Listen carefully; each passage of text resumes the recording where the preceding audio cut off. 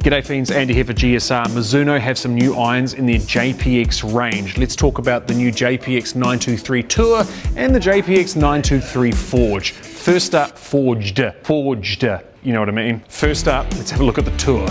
In the 923 Tour, this has a slimmer top line than the previous model. The V chassis here, they've actually metered that out a little more and made that a bit chunkier just to give you a little bit more support and a bit more ball speed.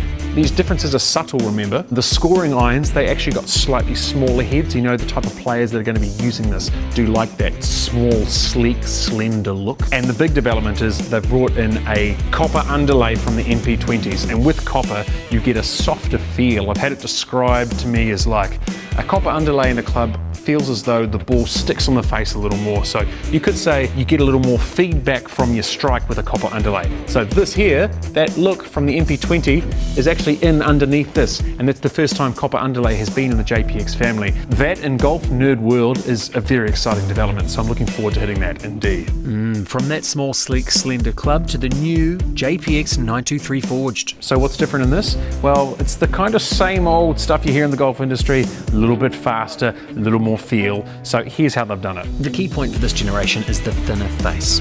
For some reason, I don't know why, I'm not a club engineer, thinner faces make the ball go faster. And they've also managed to make more of this particular face thinner, which means it's thinner, slightly bigger, and faster. The general consensus or story of this is it's a improved version on the last one we're talking small margins here, but it gives you that game improvement, reliability and forgiveness, all the while being all packed into what looks like a Tour top line.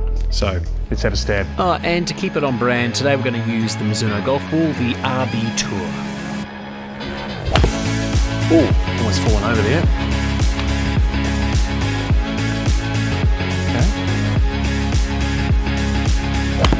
Oh yeah, that feels really good. Man, I wouldn't want to overstate my feel, but it doesn't feel like that hard sort of death rattle you get from like a solid blade. This does feel a little bit milkier. Oh man, that does feel pretty good, man. Oh, I lost that one. This is sitting at 34 degrees, which is about standard for a 7 iron, so feeling a bit fadey today. Still though, an easy 155.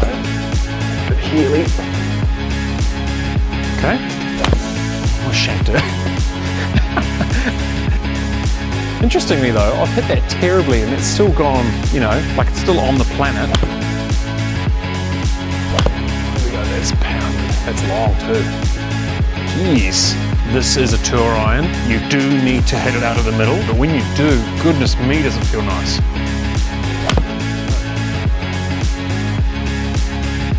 Right, let's just try and hit a little draw in there.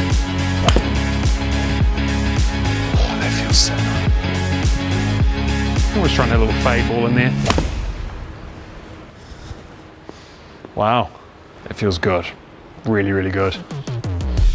So looking at the data, my launch is on the higher side, but the lofts of these clubs are a bit more traditional, and traditional lofts tend to be higher lofted. But looking at the spin, that is down. Normally I'm 6.5 to 7,000, but in the middle of the data set you can see a couple of bad strikes at around 5,000 spin. That really speaks to the strike for me. And if you look at the descent angle, that's great, 45, peak height of almost 30 meters, but the carry is down. I'm normally like 155 to 160, but that's not surprising when you look at my club head speed in the early 90s. I'm normally mid 90s. So for me, that's a story of Andy, you're not actually swinging it that good today.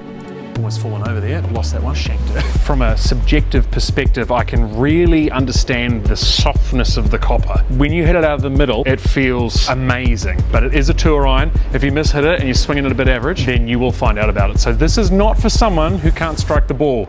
Like me, we interrupt this golf review video to give you some slightly important information. At the end of the day, I really love making videos for golf on YouTube. It's all I want to do with my life. And if you found value in these videos, the best way you can support it is simply ringing that bell. Is that what they say, Jerry, now in YouTube world? Still, is it ring the bell or is that cringe now? Is that kind of like saying like radical?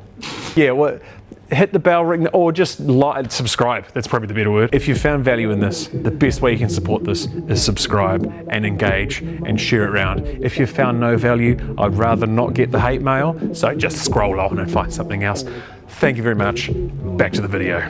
Let's have a go with the forged. You can see it's a bit more of a chunkier club. It's a beautiful bit of work, but I'm going to change this to 170 meters because I always get the feeling this is going to come off like a rocket. First of all, that last club was 34 degrees. This is 30, so let's get ready for some chaos. Oh man, that feels so, look at that. 175 carry. I'm sorry everybody, today I'm swinging it like shit. But still, it's got 170 meters. Man, that feels like a rocket.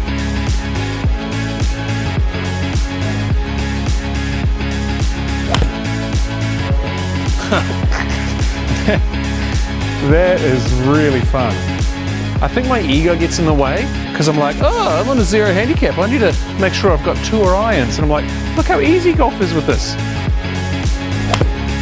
Little fade ball. Oh, that's so nice. Far out. It's like, it's hot, but it doesn't feel like crazy. It just feels easy. We'll hit that out of the divot a bit. Let's just shape a couple. Aim a little bit right. Open up the face. Just draw that baby up. Not gonna lie, that's pretty juicy. Right, a little fade ball. Wow, I wish I could hit that on the course, man. That is a really nice golf club, far out. Now I know what you're thinking. You're going, hey Andy, you can't compare these two clubs. They're totally different. Fair point, but the point of this is not to say this one's better than this one. It's to show the features of the clubs within the family, and there you can see, yeah, these things actually do what they're advertised to do, and maybe I should try this for me, or that for me. And that is absolutely reflected in the data here. The forged going so much faster. We're looking at 5 to 6 mile an hour minimum. The launch, that's very much reflecting the degrees. This is 30 degrees, the other one's 34, so you can see that in the launch. The spin, quite a bit of difference there. The forged spinning less, so going further and faster, and then that's reflected in the overall distance of like 10 to 15 meters. So all in all, this is a very friendly, powerful, but feels soft golf club that anyone with a brain is probably going to enjoy hitting. The new JPX Tour and the JPX Forged, part of the JPX 923 family. Beautiful golf clubs, absolutely worth trying. And if you have any questions, just dump them in the comments below and we'll sort it out. All right, see you next time. Rigging that bell.